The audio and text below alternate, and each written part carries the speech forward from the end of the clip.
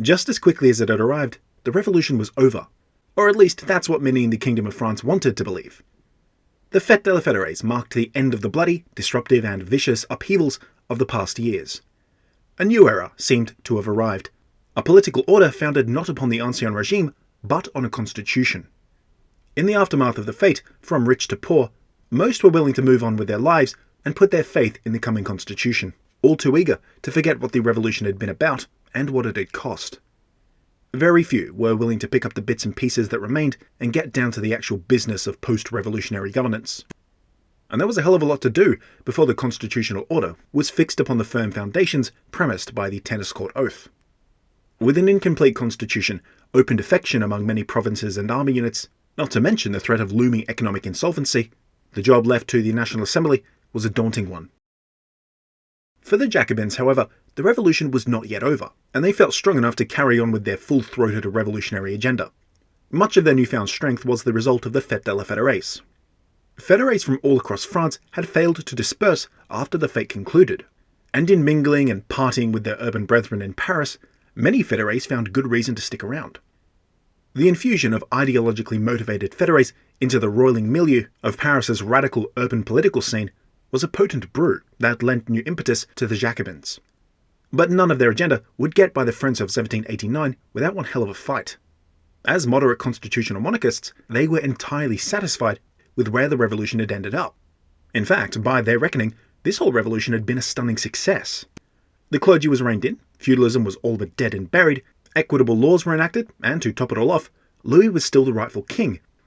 Here, claimed the Friends, was the starting point for economic recovery and the healing of deep societal wounds. Another bout of Jacobin-led revolution was the last thing the kingdom needed, and indeed, it might jeopardize all the gains so hard won. One place where the Jacobins and Friends did align, however, was on the need to carry on with national reform based upon Enlightenment ideals and theories. The kingdom still retained much of the Ancien Regime's archaic plethora of overlapping regional, judicial and legal zones, as well as centuries of laws and exemptions that undermined central authority. So, the Assembly embarked on a campaign of modernization, liberalization, and centralization. In a word, rationalization. Since even before the fete, it was to this campaign that the National Assembly was devoted. The Jacobins took the first step back in early February.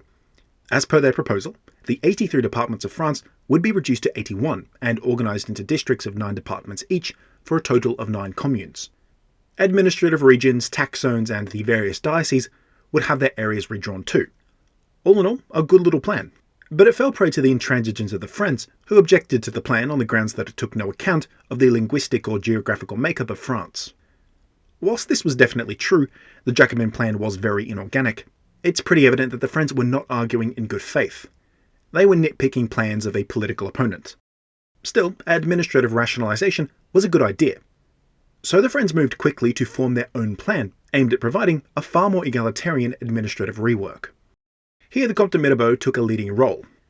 Taking into account geographical features and boundaries, ancient divisions, and cultural and linguistic regions, he proposed that the 13 districts of France be subdivided into 83 regions that generally corresponded with extant parishes.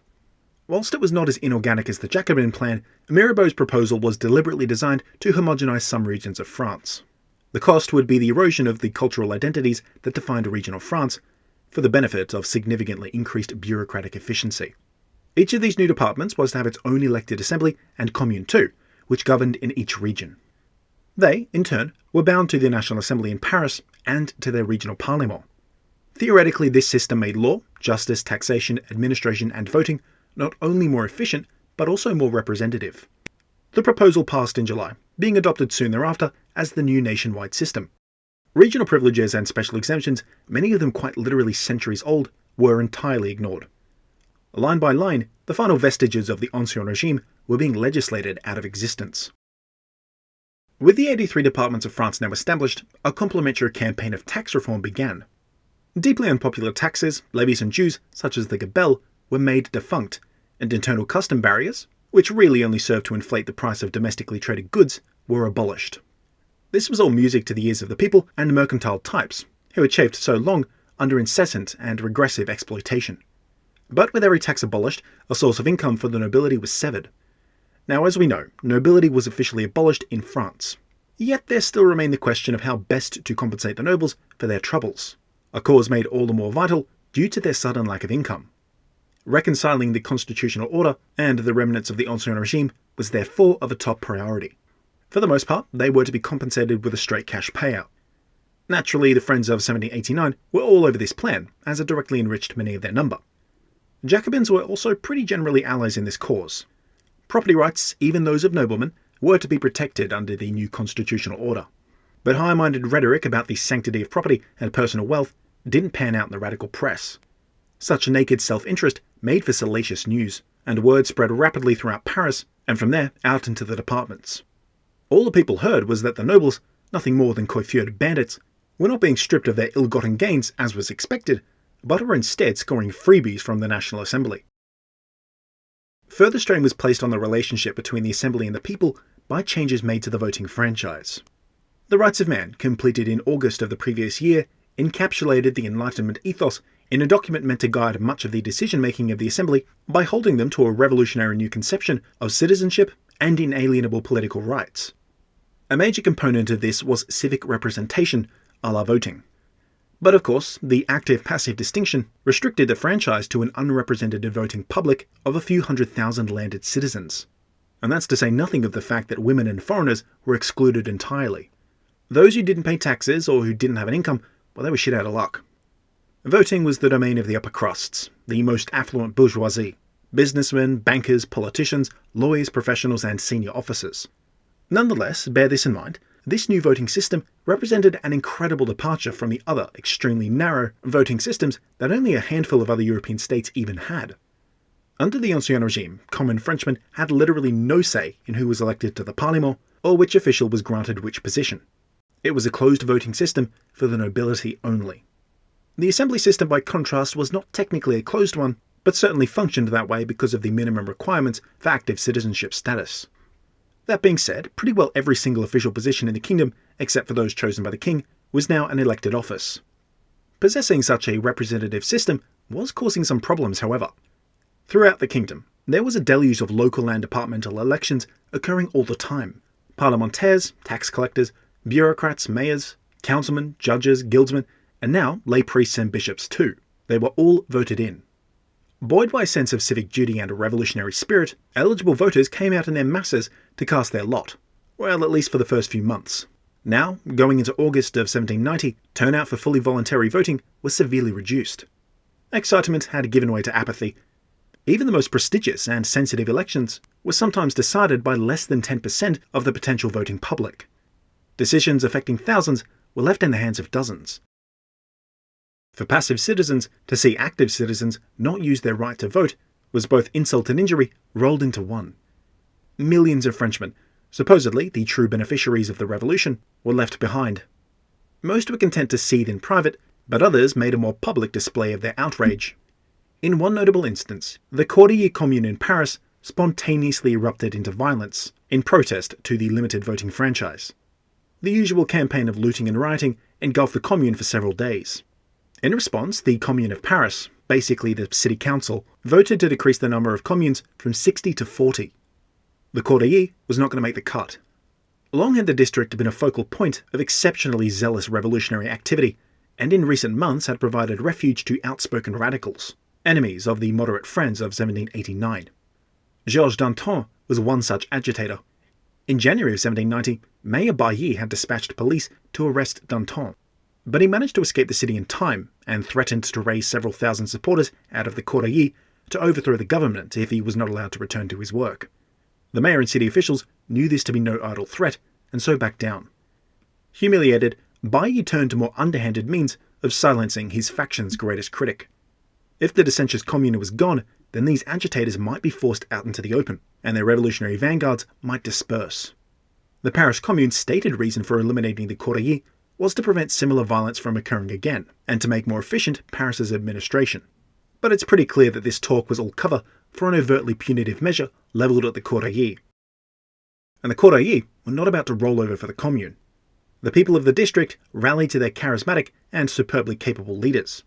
Within a few short days, they had formed an official political club, the Society of the Friends of the Rights of Man, also known as the Cordier Club. The club officially petitioned the Commune for the redistricting measure to be scrapped entirely, and pushed hard for active citizenship status to be conferred upon all the citizens of the entire district. In their protest, the Cordier Club demonstrated true civic egalitarianism, with membership open to any and all citizens for a pittance, 2 sous a month. Perhaps the most potent revolutionary force in all of France, the disenfranchised and now thoroughly disillusioned masses had an example of ground-up political organisation which could afford them a collective voice and collective protection from abuses. It was in these fraught days that a term describing these hardline revolutionary Parisian peasants entered common parlance: sans culottes, literally without pants, in reference to their distinct lack of fashionable and expensive embroidered pants known as culottes. The sans-culottes had entered the fray, a fanatically zealous revolutionary vanguard. They were not interested in compromise in amnesty for the aristocrats. They were not interested in compromise in amnesty for the aristocracy, nor in incrementalism. Together, the Cordier Club and their sans-culottes soldiers were determined to see the revolution through to its conclusion. Just as the Cordier Club made so explosive an entrance into the Paris political scene, so too did its leaders. At the heart of the club was the literal and figurative giant Georges Danton and his counterpart, the slight and timid Camille Desmoulins.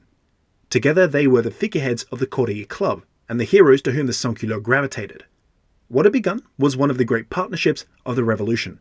Desmoulins wrote, and Danton spoke. Throughout the Revolution, the pair had established their reputation with brilliant displays of patriotism and revolutionary zeal. Desmoulins had been the guy whose invectives had invigorated that mob which rushed the Faubourg Saint-Antoine and stormed the Bastille. And Danton, having missed the siege, arrived a day later at the head of an armed militia and demanded entry to the still-burning fort. Now, as the Paris Commune under Bailly tried to redistrict the city to eliminate the Cordeliers, it was Danton and Desmoulins who directed the passions of the mob. Under their direction, and throughout the rest of 1790, the Cordier Club galvanized, eventually becoming an unofficial and unrecognized parallel metropolitan authority. In fact, the club's leadership formed the Cordier Assembly in mock imitation of the National Assembly. Danton and Desmoulins remained the ideological and rhetorical backbone of their organization. They even accommodated Jean-Paul Marat's printing press, amplifying his already extremely influential propaganda machine. If the reclusive propagandist's work proved to be a boost for the Jacobins, it provided an absolute deluge of popular support for the Cordier Club. Danton rode this wave all the way into public office, winning membership in the Paris Commune in August as a representative of the Cordeliers. But there was a hitch. Under Bailly's instructions, these specific requirements were altered last minute to make it impossible for someone to assume office without the approval of the rest of the Commune's members, and there was no way any of them would approve Danton's ascension into the ranks. Thwarted, he retreated to the Cordeliers. Nonetheless, investing in the people proved to be a shrewd decision, and the irresistibly popular Cordeliers were a persistent thorn in the Commune's side, prompting them to issue a slew of decrees aimed at maiming the club. And to think, all of this started over the active-passive distinction. Changes in the voting franchise did not only adversely affect the cities, but the departments too. Throughout the summer, there occurred a resurgence of the old nobility as a viable political force. Basically, nobles as land-owning active citizens dropped their noble titles but kept up their antics. Recasting themselves as experienced public servants, they handily won local elections with votes from both their friends and their lackeys, helped even further by low turnout. This contrasted with a trend seen in the cities where the older generations of noblesse de robe, bureaucrats, civil servants, judges and ministers, retired in vain protest against the new constitutional order. Replacing them was a younger generation of liberals, who populated the now vacant government and judicial positions. Indeed, this younger generation would later inherit the revolution. Urban areas had long been hotbeds of liberalism and revolution, but this pattern was now being baked into the cake of the new French administrative apparatus. As evinced by the emergence of the Cordeliers, the cities were now the linchpins of the Enlightenment and the Revolution. On the other hand, the countryside was providing a sanctuary for ousted nobility and monarchist reactionaries. Decrees and ordinances from the National Assembly, therefore, went largely unheeded out in the provinces. Even with their rationalisation reforms, it was incredibly difficult to enforce any of their laws. Regional parlements stubbornly held on to their ancient rights and resisted any attempts at centralisation. Breaches between the central government in Paris and their affiliate departmental parlements were worsening. By August, the divide was deep and unbridgeable. That divide also extended to the peasantry. Already alarmed at the National Assembly's anti-clerical streak, vast swathes of the rural peasantry turned against the Assembly almost overnight, after the registration of the civil constitution of the clergy. Even though the law was, as yet, unenacted, never before had the Assembly passed a law so profoundly unpopular. Much of the goodwill they had earned with the repeal of hated taxes and custom barriers evaporated when the peasantry was asked to choose between support for apostates in the Assembly or the Catholic Church. Further alienation occurred in August when the National Assembly successfully reinstituted free trade on grain, one of the few areas it would have been prudent for the Assembly to maintain Ancien Regime-style mercantilism. Fixed prices for bread becoming a thing of the past, and pretty soon urban and rural peasants were feeling their pockets as well as their stomachs run empty. And of course, as always, murky rumours of the grain plot re-emerged, fueling the peasantry's worst fears. The only people benefited by free trade in grain were nobles engaged in speculation, as well as grain merchants who could once again charge whatever prices they fancied. Hungry, angry and dejected, to the resurgent nobility and a reactionary clergy did these enraged peasants flock. With relations between the people and the National Assembly at an all-time low, the stage was set for further upheaval.